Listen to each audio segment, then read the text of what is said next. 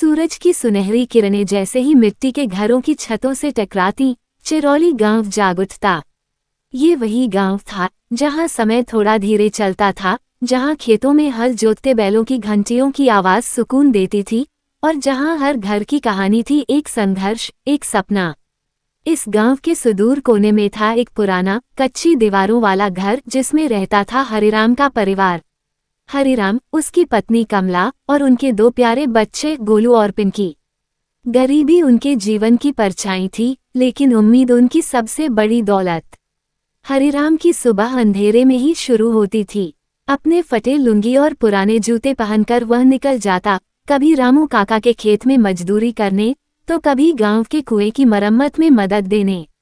जो काम मिलता वो करता, मेहनत उसकी आदत थी। कमला पूरे गांव में काम करती थी, अमीरों के घरों में बर्तन मांजती, झाड़ू लगाती और बदले में जो बासी रोटियां मिलती वही बच्चों के टिफिन में रखती।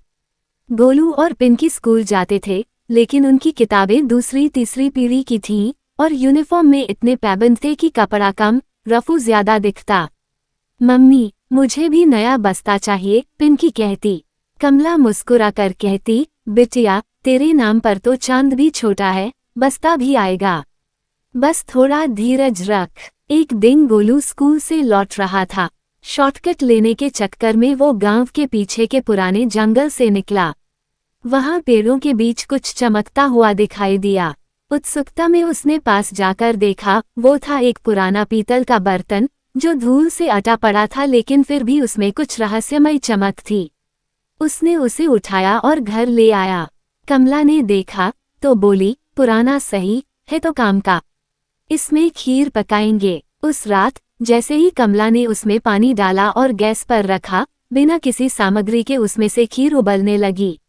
एकदम से घर के अंदर एक मीठी अद्भुत खुशबू फैल गई। हरिराम चौंक गया, अरे ये तो बिना कुछ डाले कैसे बनी खीर। गोलू बोला, मम्मी, शायद ये बर्तन जादुई है।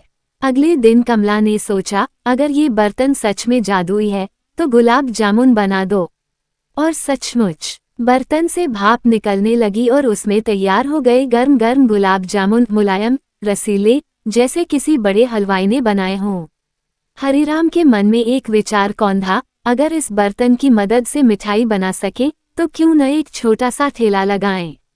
और यहीं से शुरू हुई हरिराम के जादुई मिठाई ठेले की यात्रा। चिरौली की चौपाल पर उस दिन कुछ अलग था। लकड़ी के ठेले पर लाल रंग की चादर, छोटे मीनू बोर्ड पर हाथ से लिखा, खीर, गुलाब जामुन, रसगुल्ला 5 रुपये प्लेट। गांव वाले पहले हंसे, अरे ये तो मजदूर है, मिठाई क्या बेचेगा। पर जब एक ग्राहक ने खीर खाई, उसकी आंखें खुली रह गईं।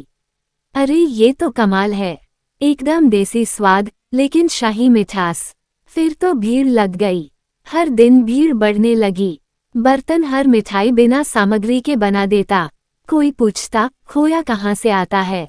हरिराम मुस्कुरा देता, बर्तन ही बनाता है सब कुछ। एक दिन गांव में शहर का पत्रकार आया। उसने खीर खाए, फोटो खींची और अखबार में हेडलाइन छपी, जादुई मिठाई वाला चिरौली गांव का स्वाद अब देश की जुबां पर। शहर से लोग आने लगे। भीड़ इतनी बढ़ गई कि हरिराम को अब ठेले से दुकान में शिफ्ट होना पड़ा। बच्चों की यूनिफॉर्म नई हो गई।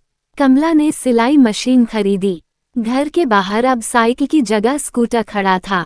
पर जैसे ही कामयाबी बढ़ी, गांव के ठाकुर तेजपाल की जलन भी। उसने सोचा, जरूर इस हरिराम ने कोई तिकड़म लगाई है। ऐसा स्वाद बिना दूध घी के नहीं आता। उसने चुपके से अपने लोगों को भेजा बर्तन चुराने। रात के अंधेरे में जब वो लोग बर्तन छूने गए तो बर्तन जलता हुआ लाल हो गया। उनकी उंगलियां झुलस गईं। वे चीखते हुए भाग निकले।